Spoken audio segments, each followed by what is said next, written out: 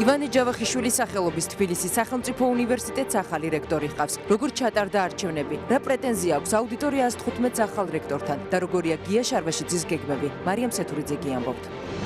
ეგრეთ წოდებული ნავთლუღის სპეცოპერაციის საქმის სასამართლო პროცესი და კიდევ ერთი ჩვენება ყოფილი მაღალჩინოსნების წინააღმდეგ. როგორ იხსენებს ყოფილი სამართალდამცველი და ავტოსადგომის დარაჯი 2006 წლის 12 იანვრის ღამეს. ეს როლეს თუ არა დათა ახალაიამ და გიორგი მაზმიშვილმა ახალგაზრდებს ეგრეთ წოდებული სპეცოპერაციისას და ვინ დაალაგა იარაღი მკვლელობის ადგილას. 10 წლის შემდეგ სასამართლოსთვის მიცემული სკანდალური ჩვენების დეტალები ნახეთ გიორგი კოპერიძის რეპორტაჟში.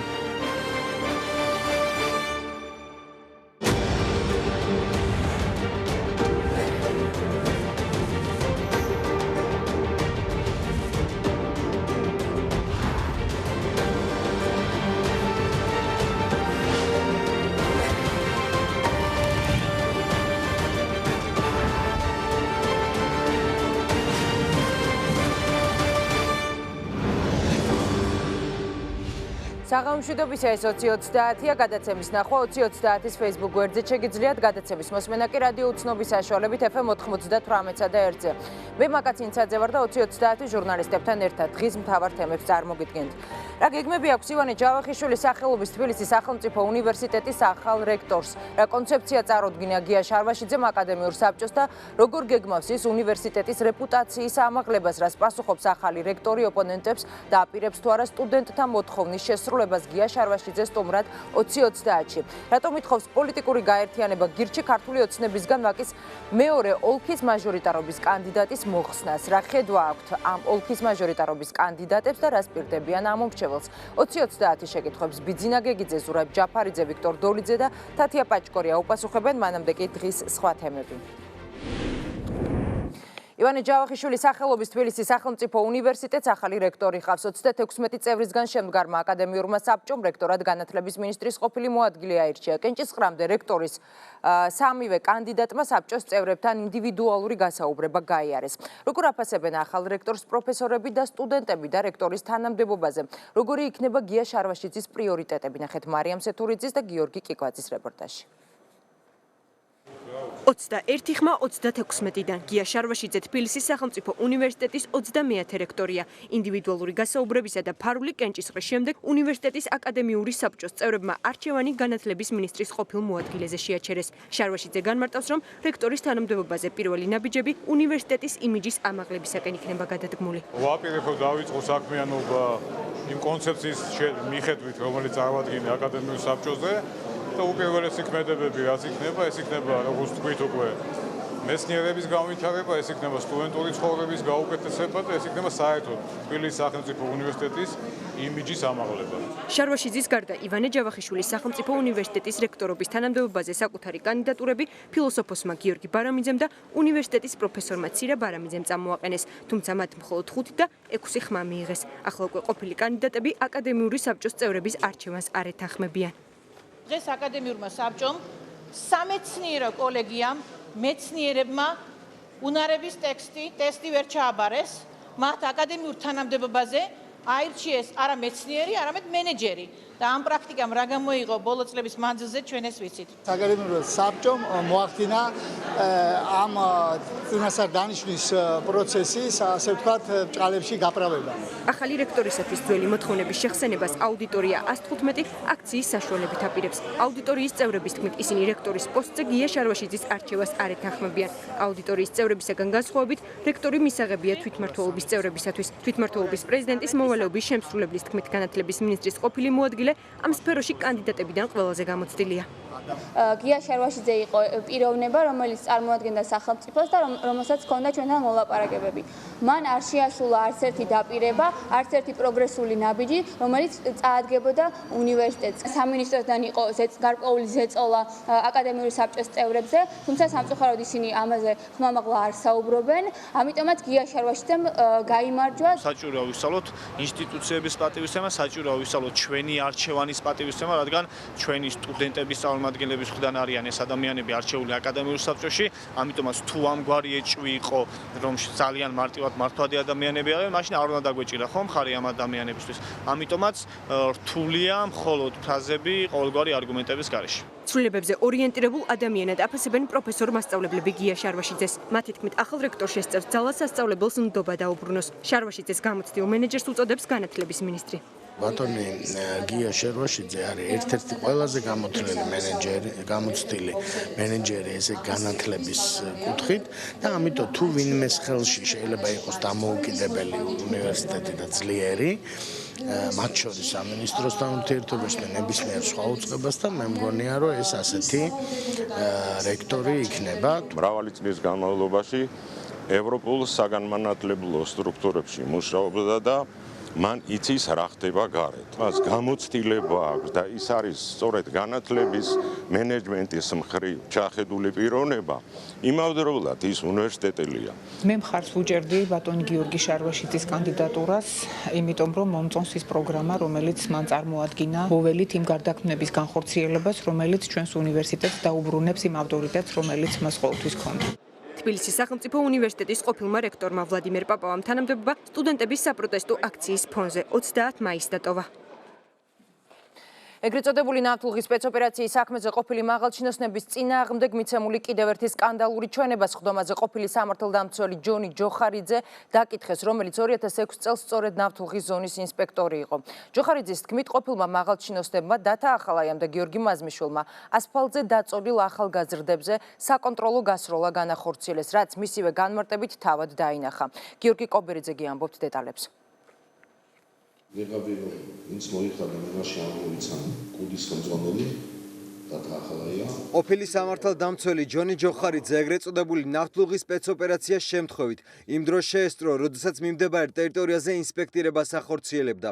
ამბობს, რომ თავად დაინახა, როგორ გაჩერდა ჯიპის ტიპის 3 ავტომობილი, საიდანაც სამოქალაქო ფორმაში ჩაცმული შეერაღებული პირები გადმოვიდნენ და 3 ახალგაზრდას დაედევნენ. ყოფილი პოლიციელის ჩვენებიდან ირკვევა ისიც, რომ კუდის ყოფილმა მაღალჩინოსნებმა დათა ახალაიამ და გიორგი მაზმიშვილმა მიწაზე დაწოლილ ახალგაზრდებზე საკონტროლო გასროლა განახორციელეს.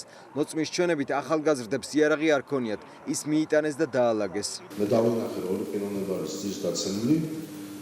ხედავ რომ მასთან ერთ-ერთ პიროვნებასთან მიდის ერთი ნებიანი პიროვნება, რომელიც დაცემული პიროვნების მიმართ აკეთებს გასროლას.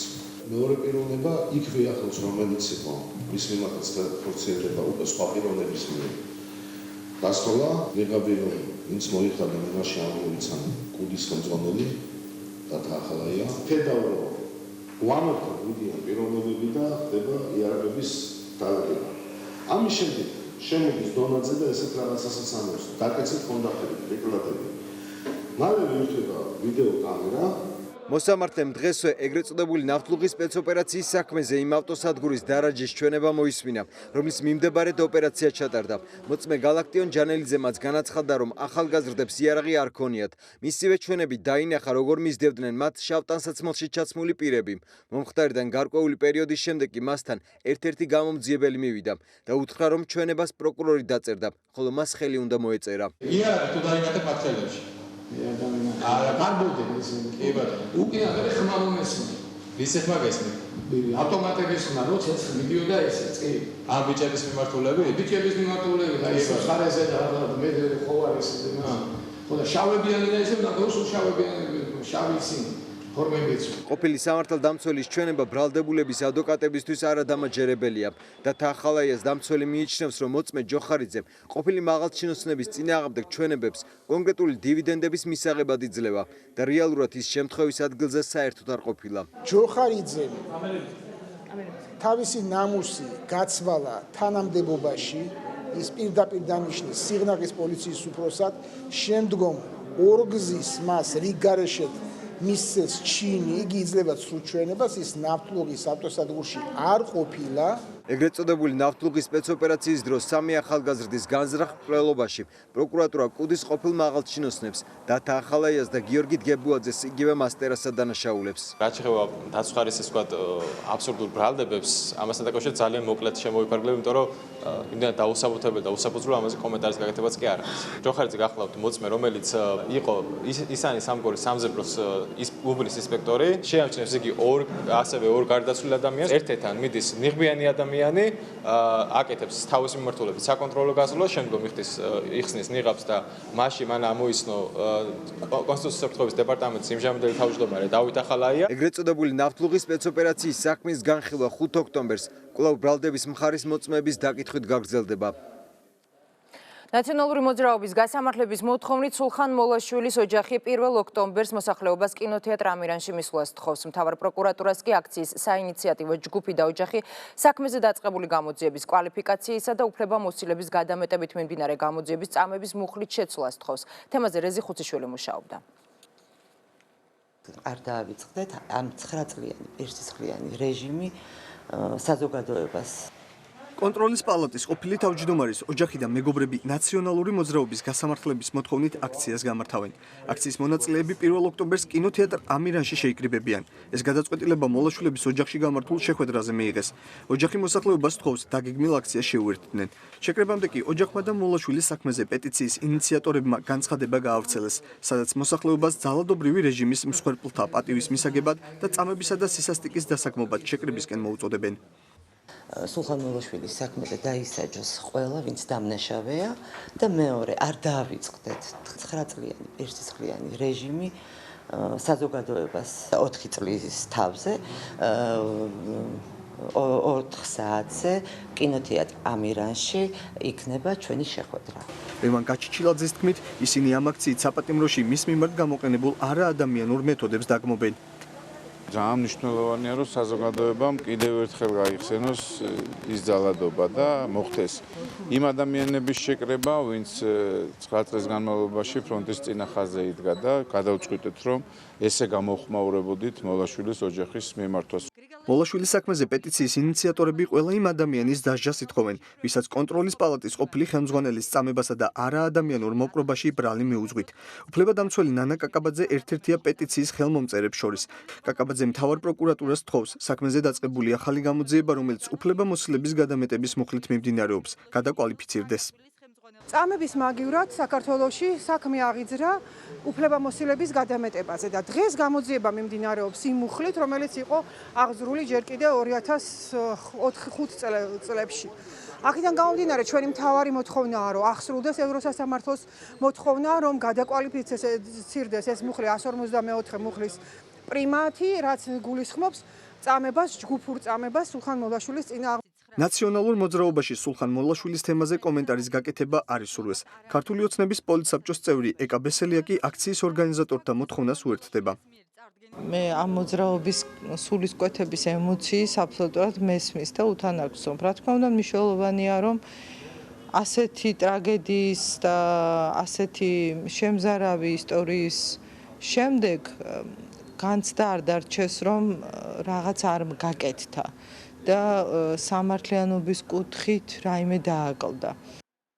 სულხან მოლაშვილი 2004 წლის აპრილში სამსახურეობრივი მოვალეობის გადამეტებასა და საბიუჯეტო თანხების მითვისების ბრალდებით დააპატიმრეს. საპატიმრო 2008 წელს დატოვა. სტრასბურგის სასამართლომ სულხან მოლაშვილის საქმესთან დაკავშირებით გადაწყვეტილება გამოიტანა და კონტროლის პალატის ყოფილი ხელმძღვანელი ევროპული 4 მუხლით გაამართლა. სულხან მოლაშვილი 26 ივნისს პარიზის ერთ-ერთ საავადმყოფოში ღვიძლის უკმარისობით გარდაიცვალა.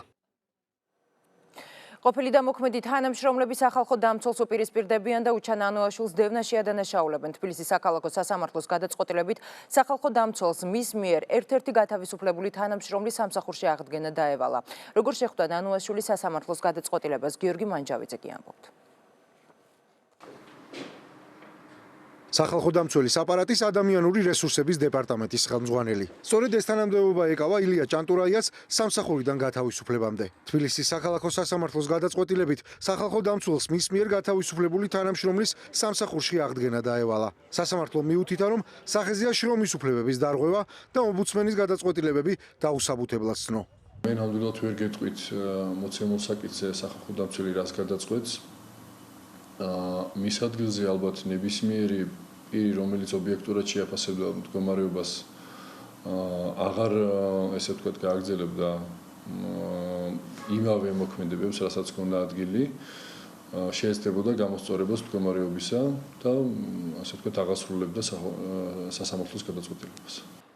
ილია ჭანტურაია ამბობს, რომ 2016 წლის აპრილში ჯერ დისციპლინური პასუხისმგებლობის სახით გაფრთხილება გამოუცხადეს, მოგვიანებით კი მის მიმართ მეორე დისციპლინური დევნა იმის გამო დაიწყეს, რომ სასამართლოს მიმართა.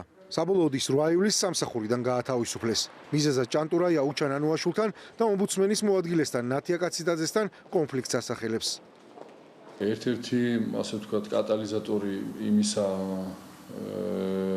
თუ ჩემ მიმართ რატომ დაიწყო კონკრეტული მოქმედებები გვედევნისა, ის იყო, რომ მე ასე ვთქვათ, ჩემ მიმართ, ჩემთან უпростоრედ კონკრეტული კონფლიქტი წარმოიშვა სახელმწიფოს მაშინდელ მოადგილეს ნათია კაციტაძეს. ამის შემდეგ უკვე სახელმწიფოებმა დაიწყო ჩემ მიმართ პირდაპირი დევნის განხორციელება. ილია ჭანტურაია ერთადერთი არ არის, ვინც სახალხო დამცველს დევნაში ადანაშაულებს. პრეტენზიები ნანუაშულთან ომბუდსმენის აპარატის მოქმედ თანამშრომლებსაც აქვთ. ილია ჭანტურაის დისციპლინურ წარმოებაში მე ვიყავი კომისიის წევრი, მე დავაფიქსირე პოზიცია, რომ მისი დასჯა არ იყო სამართლიანი და კანონიერი და შესაბამისად არ დავეთანხმე კომისიის დასკვნას და ძირითადად ეს გახდა საფუძველი და კიდე ერთ-ერთი თანამშრომლის საქმეში მსგავსი ჩემს მიერ პოზიციის დაფიქსირება გახდა საფუძველი, რომლის გამოც სახალხო დამცველმა ჩამომაშორა თითქმის ყველა ფუნქციას, რაც აზრის გამოხატვასთან იყო დაკავშირებული. სახალხო დამცველი მიიჩნევს, რომ სასამართლოს გადაწყვეტილება დაუსაბუთებელია. უჩან ანუაშვილს განჩინების სამართლიანობასთან დაკავშირებით კითხვები აქვს. სამწუხაროდ სასამართლომ არ გაითვალისწინა მთელი გარემოებები, ჩვენ რა თქმა უნდა გადაწყვეტილებას გავასაჭირებთ და მე იმედი მაქვს ასევე ძალიან ბევრ კითხვას გაეცემა პასუხი, მათ შორის ის თუ რატომ მოხდა გადატანა ამ საქმის ერთი მოსამართლის წარმოებიდან სხვა მოსამართლესთან და ასევე ის რატომ მოხდა თუნდაც დაჩქარებული ტემპით განხილვა ამ საქმის. ყოფილი და მოქმედი თანამშრომლების ბრალდებებს იმის თაობაზე, რომ ომბუდსმენი მისი მოადგილის გავლენას განიცდის, ნანუაშვილის პასუხი ასეთია. კაცრავად, მაგრამ ყველა სისულელეზე ვერ გავაკეთებ კომენტარს. სახალხო დამცველი საქალაქო სასამართლოს გადაწყვეტილების გასაჩივრებას აპირებს. მისი ყოფილი და მოქმედი თანამშრომლები კი ხვალ სპეციალურ ბრიფინგს გეგმავენ, სადაც როგორც თავად ამბობენ ომბუდსმენის მხრიდან, მათ წინააღმდეგ დევნის შესახებ კონკრეტულ ფაქტებზე ისაუბრებენ. ახალი პოლიტიკური ცენტრი გირჩი პრემიერ გიორგი კვერიკაშვილსა და ყოფილ პრემიერ ბიძინა ივანიშვილს პარტია ქართული ოცნება დემოკრატიული საქართველოს ვაკის საარჩევნო ოლქის მაჟორიტარი დეპუტატობის კანდიდატის ბიძინა გეგიძის მოხსნის წინადადებით მიმართავს. დარწმუნებული ვართ, ბატონი ბიძინა გეგიძე კარგი ადამიანია და რაგბიც ჩვენი თამაშია რეალობის გათვალისწინებით საკანონმდებლო ორგანოშიც ყველაზე ცუდი პარლამენტარი სავარაუდოდ არ ექნება, თუმცა ზურა ჯაფარიძე ის პოლიტიკოსია, რომელმაც 4 წელიწადში დაამტკიცა, რომ არასწორი ნაბიჯების გამოცნობა შედეგების წინასწარმეტყველება და ამის შესახებ დროულად გაფრთხილება შეუძლია. ვაკეს პარლამენტში სჭირდება პრინციპებისა და ღირებულებების მქონე კომპეტენტური პოლიტიკოსი, ნათქვამია ღია წერილში. ახალი პოლიტიკური ცენტრის ინიციატივას სხვადასხვა პოლიტიკური პარტიების წარმომადგენლებიც გამოეხმაურნენ. ბიძინა გეგიძის შემთხვევაში მიუხედავად რომ ის არის ძალიან პატივსაცემი ადამიანი, იმიტომ რომ რაგბი გვიყვარს ქართველებს და ასე შემდეგ. ეს არის არჩევნები, ეს არის რაღაც პოლიტიკური არჩევნები და ჩვენთვის ძალიან მნიშვნელოვანია, რომ მომავალ პარლამენტში იყვნენ ისეთი ადამიანები, რომლებსაც შეუძლიათ არა მარტო ადამიანების სიყვარით ისარგებლონ, არამედ ამ კონკრეტულ ადამიანებს მოუტანონ სარგებელი. ჩვენი კანდიდატი არის წარმოდგენილი, ვინც არის და არჩევნების შედეგებში გამოჩნდება ადგილობრივი მოსახლეობა, ვის უჭერს მხარს, ამიტომ დანარჩენი ყველაფერი სპეკულაცია მგონია. იმედი მაქვს, რომ აუჩვენელი ფოკუსირებას გააკეთებს პროფესიონალურ შესაძლებლობებზე. ჩემისა და ჩემი კონკურენტებისაც. მე არ მინდა რომ რაღაცა დავყო და დიფერენცირება მოვაწყო ახლა ამ თემების. წარმოდგენა არ მაქვს სიმართლე რო გითხრათ, წყნეთში ვიყავი ამ მორჩელებს ხვდებოდი და არ წამიკითხავს, ნამდვილად არ ვიცი რაღაცა მახინაციები მართლა ინტერესიც კი არ მაქვს სიმართლე რო გითხრათ. რესპუბლიკური პარტიის ლიდერის დავით უსუფაშვილის მიერ გავრცელებულ წერილს პოლიტიკურ სპექტრში შეფასებები მოჰყვა. უსუფაშვილის თანაპარტიელი დავით ზურაბიშვილი ამბობს, რომ რესპუბლიკურმა პარტიამ საზოგადოებას მიანდო იმის გადაწყვეტა, ვინ იტყუება და ვინ არა. თავისუფალი დემოკრატები ფიქრობენ, რომ წინასაარჩევნოდ წერილებისა და მიმოწერის გავრცელება, ასევე ერთმანეთისადმი ბრალდებების წაყენება არასწორია. მართულ პარტიაში კი მიიჩნევენ, რომ პირადი წერილების გასაჯაროება მართებული არ არის. ეკაბესელიას განცხადებით დავით უსუფაშვილს აწუხებს, რომ რესპუბლიკელებს ქართული ოცნება დაშორდა. შეგახსენებთ, დავით უსუფაშვილმა გაავრცელა წერილი, რომელიც მან ბიძინა ივანიშვილსა და გიორგი კვერიკაშვილს გაზაფხულზე მიწერა. წერილის მიხედვით პარლამენტის თავმჯდომარე ყოფილ და მოქმედ პრემიერებს კოალიციის საარჩევნოდ გადალაგების საკითხთან დაკავშირებით შეხვედრას თხოვდა. რესპუბლიკურ პარტიასა და თქვა იგივე ბიზნეს იანაშვილის შორის რაღაც მიმდინარე მოლაპარაკება, რომელიც გულისხმობდა რაღაც სტრატეგიულ შეთანხმებებს, რაღაც გარკვეულ შეთავაზებებს, ეს მე მგონი ამ წერილიდან და ეს რომ იყო ძალიან ადრე და კარგ ხნის წინ სანამ მოხდებოდა კოალიციის დაშლა, მე მგონი ეს ძალიან კარგად ჩანს და შეუძლია ყველას შეაფასოს. ეს არის კონკრეტული ადამიანის ჯგუფების მიერ შემოთავაზებული საარჩევნო დღის წესრიგი, რომელიც გადის ინტრიგებს და კინკლაობად. საერთოდ ესეთი ფორმა ჩვენთვის მიუღებელია. პირადი მიმოწერის წაკითხვა და ზოგადად გასაჯაროება მე არ ვფიქრობ, რომ კარგი ტონია და არის მაღალი კლასის მაჩვენებელი, მაღალი პოლიტიკური კულტურის მაჩვენებელი. სულ არის ესე იგი რაღაცა სამდურავი რატო დავშორდით ჩვენ ერთმანეთს. თუ ბიზნეს ივანიშვილი დღეს მათი კრიტიკის და თავდასხმის ობიექტი გახდა, მაშინ რას მისტერია? ცენტრალური საარჩევნო კომისიის თავმჯდომარემ თამარ ჟვანიამ საარჩევნო ადმინისტრაციის შუალედური ანგარიში წარადგინა. ჟვანიას თქმით, მიმდინარე წელს არჩევნების დღეს ცესკო საზოგადოებას კომისიაში ხმის დათვლის პროცესის ტრანსლაციას პირველად შესთავაზებს, რაც იმას გულისხმობს, რომ ნებისმიერ დაინტერესებულ პირს ხმის დათვლის პროცესის ნახვის საშუალება ონლაინ რეჟიმში ექნება. ცესკოს ინფორმაციით 8 ოქტომბრის არჩევნებისთვის რეგისტრირებულ ამ მომრჩეველთა რაოდენობა 3.510.514 შეადგენს. რეგისტრაციაში კი 25 საარჩევნო სუბიექტია გატარებული.